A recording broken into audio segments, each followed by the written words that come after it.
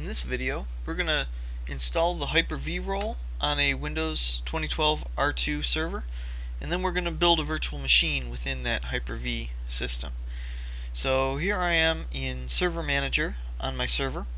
I'm remoted in, which is why you see this here at the top, and I'm going to go to Manage, and I'm going to add roles and features. I'm going to just go through the wizard here, and it's a pretty simple installation process. There's not a whole lot to worry about. The only thing that can maybe cause a little trouble is if your processor doesn't support some of the features that are necessary in Hyper-V, like the virtualization extensions. It's going to be a role-based or feature-based installation, so we'll leave that as it is. I'm going to select my server, and then I'm going to choose Hyper-V. As we add in Hyper-V, you're going to see that the Hyper-V management tools get added in as well, which is perfect. It's exactly what I would want so that I can manage my Hyper-V server.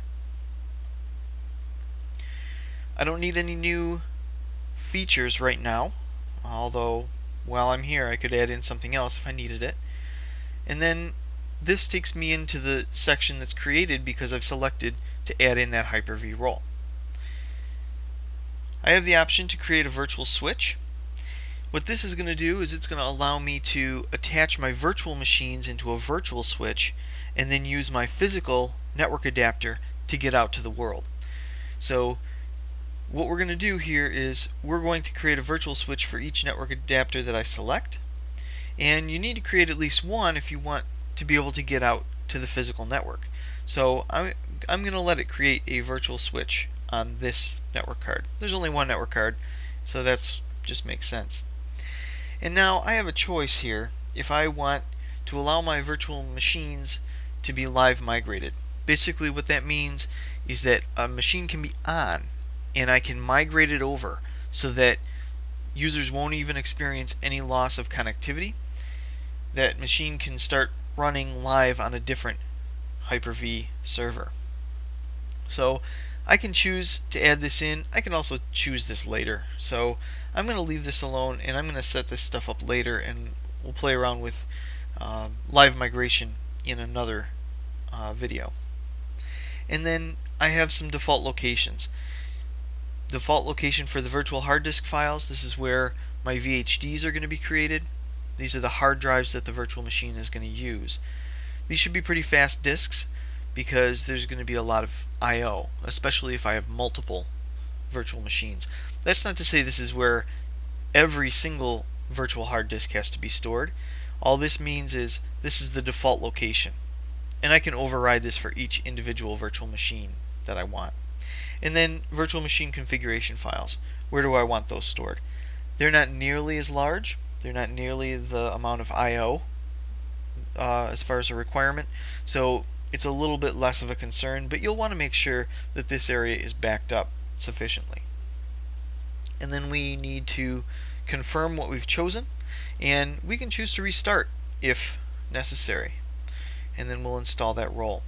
At this point, the server will churn away, starting that installation and putting all of the correct files in where they need to go.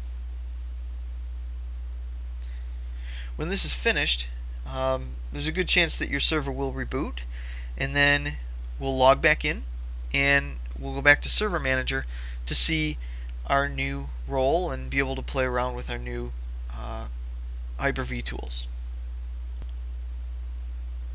Okay, so now my server has rebooted. It actually rebooted twice in order for this installation to proceed, and then I logged back in and Server Manager comes up. This may take a little while, and then you'll notice that the Add Roles and Features wizard continues where it left off. Now it's actually adding in the features for my server, the remote administration tools for Hyper-V specifically. And once this process is done, we can start to manage our Hyper-V server. But we just have to be a little bit patient as it finishes. And now you can see that the installation succeeded on the server, so I can close this screen. And a new component was added to my Server Manager. I can go into the Hyper-V tools now, and I can manage my Hyper-V server.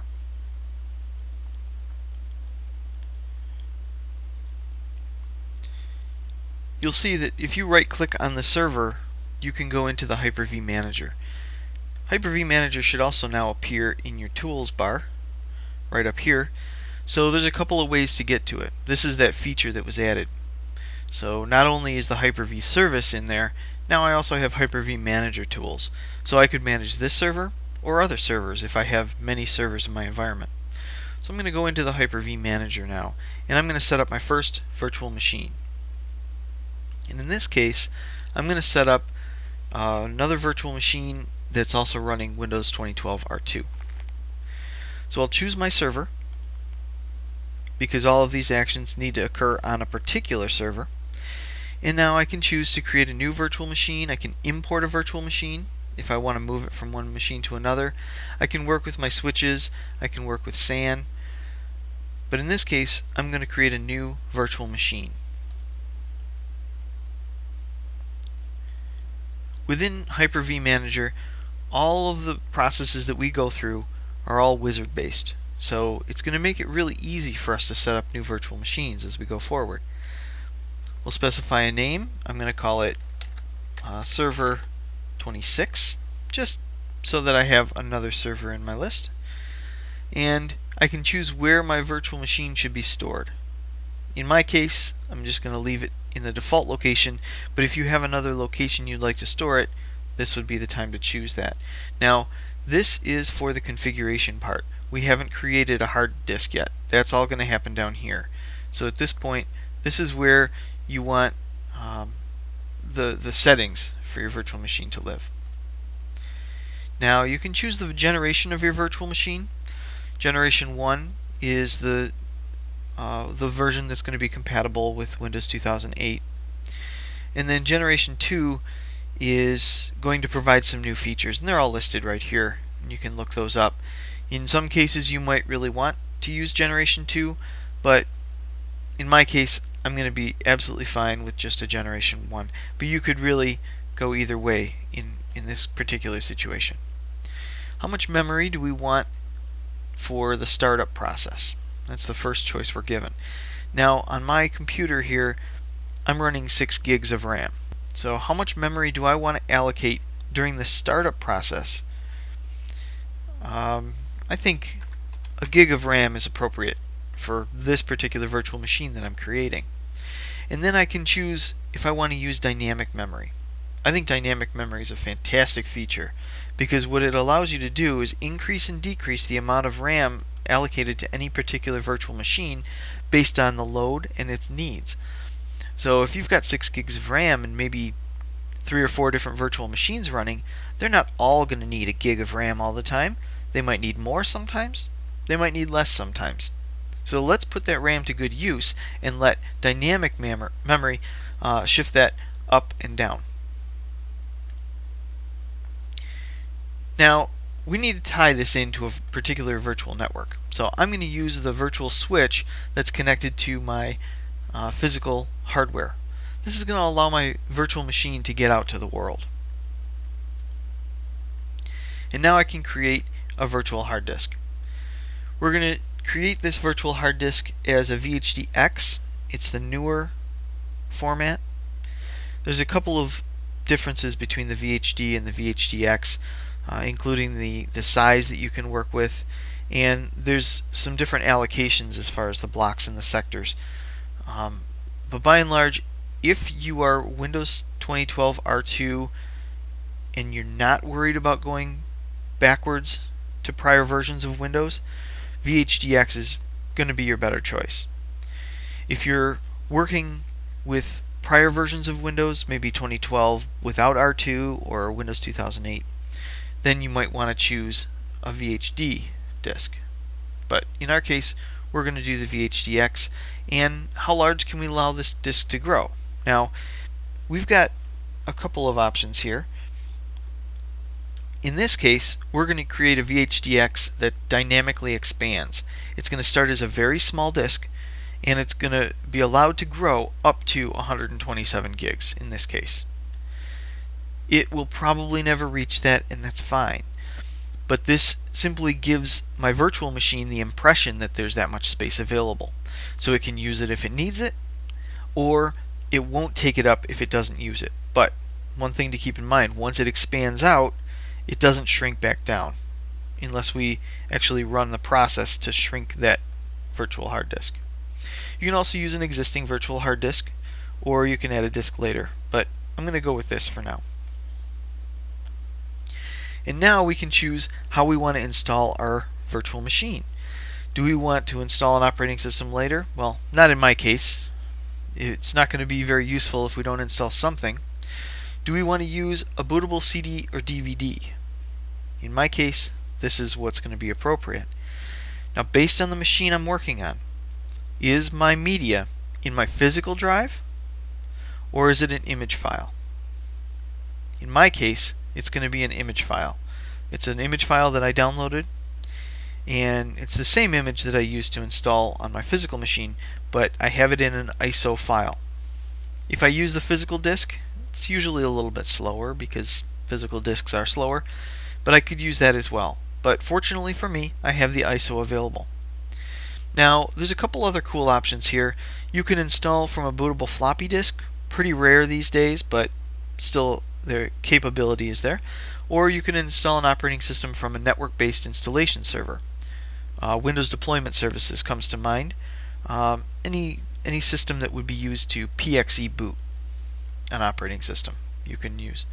Now, in this case, I'm going to browse for mine. Now, you'll have to go and find your own virtual hard disk, or I'm sorry, your virtual ISO. But in my case, I know where my ISO file is here. You can go find yours if you have one, or use a physical disk using this option. Here's a summary of my options, and I'm going to click Finish. As you can see, all of these things get created, and they get created in a little tiny configuration file that's used to define this virtual machine. It's going to set everything up for me. It's going to insert the disk into the drive. It's going to take care of all of the creation of that pretend computer living within my computer. And then once it's all done, I can power it on and start the installation process. A couple of things to note. Sometimes this installation process will take a little bit longer, especially if I'm reading my ISO file from the same drive that I'm writing the new installation to. So in my case, I actually am reading my ISO from my C drive, and I'm also writing this new VHD file onto the same C drive. So it will be a little bit slower. You just have to be aware of that. Now, we can right click and do anything we need to here, like start our virtual machine, and you'll see the same options are going to be down here. There's actually a little bit more you can do down here with regards to some settings on your virtual machine. But for right now, we just want to start our virtual machine. Depending on the virtual machine experience that you might already have, you might wonder where my virtual machine is. But what actually happens is it runs behind the scenes and it isn't visible to you, but you can see it's using memory, it's using CPU, and it is running, and from time to time you can actually see the picture of the screen update down here. You can see it's actually loading that Windows ISO file to start the installation process. So if I'm starting this virtual machine up, I can look at that little thumbnail and I don't even need to worry about launching anything until I know it's ready for me. It's all happening behind the scenes. Now you can see from this little thumbnail that it's waiting for me. It's actually at that initial screen. So I can right click and I can choose Connect. And when I connect, what I'm actually doing is I'm going to look in on this virtual machine. And clicking through this menu should be exactly the same as if you were installing on a physical machine. Your mouse might look a little different. In my case, it's a dot rather than the arrow, but that's okay. It's really doing the same thing. And I'm going to run through this installation exactly the same way that I would install on a physical machine. Now the installation will probably be a little bit slower. At this point, my PC is sharing time with my host operating system, the one that's installed on my physical machine, and the guest operating system. In my case, I'm going to do data center server with a GUI again. But this is going to be up to you, whatever virtual machine type you want to install. But as you can see, as far as this goes, it really believes that this is just equivalent to a physical machine. We'll accept our license agreement, we'll do our custom installation, and as you can see, it sees a 127 gigabyte hard drive. I'll click next, and at this point it's going to start installing Windows. One of the neat things about HyperV is you can close this down. You're not stopping your virtual machine at all. It's still running behind the scenes, and we can keep watching that thumbnail if we want. And you can see what CPU usage it's using. You can see how much memory it's using during that installation, how long it's been up and running. So you can kind of keep tabs on all your virtual machines from one place here. While we're watching that, let's go take a look at the virtual hard disk file to see what's actually happening with it. As you can see here, rather interesting, I told my virtual machine that it had a 127 gig hard drive. My PC doesn't even have 127 gigs. I'm allowing it to grow to that, and I would certainly run into some trouble if it did approach that. But because it's a virtual hard drive, I can pretend that it has any limit that I want, up to a couple terabytes depending on the type of virtual hard drive we're using, regardless of whether or not I have that space at this time. If I start to run out of space, I can move my virtual hard disk to a larger volume, and then it can continue to grow. But anyway, let's take a look here, and let's go into some settings here. And we can do this by right-clicking here, or we can go down to settings over here. Now, you might wonder, where is that hard drive? If you look at all your different settings here, and there's a ton of them, you can see that the virtual hard disk is located in this location. So, let's see how big that hard drive really is. We've got some time to kill while this installation happens, so I'll go into my C drive, under Users, under Public, under Documents, under HyperV, under Virtual Hard Disks, and there's Server 26. So 127 gigs is what it thinks it is, but right now it's slowly growing. As that installation happens and all those files are copied to that virtual hard drive, this is going to grow to, a couple of gigs. But it's only going to take up the space that it actually is using. Same thing's going to happen for memory over time. Under our memory setting here, we can have dynamic memory settings saying that my server will drop down to only half a gig of RAM if it's not using that additional memory. It can also grow up to this absurd amount of RAM if it starts to require that. Now, this you might want to drop down so it doesn't steal away all of the RAM on your system. At some point, we want it to say, okay, I'm out of memory, I can't give you any more. But by default, it allows you to have a terabyte of RAM. At least it allows the server to pretend that it can grow to that. So we've got some other options here too, specifically regarding the weight of the memory. How should we handle memory when there's a conflict between multiple virtual machines? Several machines want this memory. Somebody's got to use it. Who should get a higher weighting for memory? This all depends on what the priority of the processes is on your physical server, all the virtual machines on your physical server. And you'll also notice that some settings can't be changed while the virtual machine is running, and that's okay. We can shut down the virtual machine and make those changes then. But if this is a production server, you're going to want to make sure you make all of these changes early on before users are relying on this. Some stuff you just can't change while the machine is on. So it's really important to be aware of that. Let's check back on our virtual machine. I'm going to connect back up, and I can see the process is still chugging along. It's going to take some time. It'll reboot, and it'll eventually come up to a point where it wants a password for my administrator account, and then I can log in for the very first time, just like I would on a physical machine.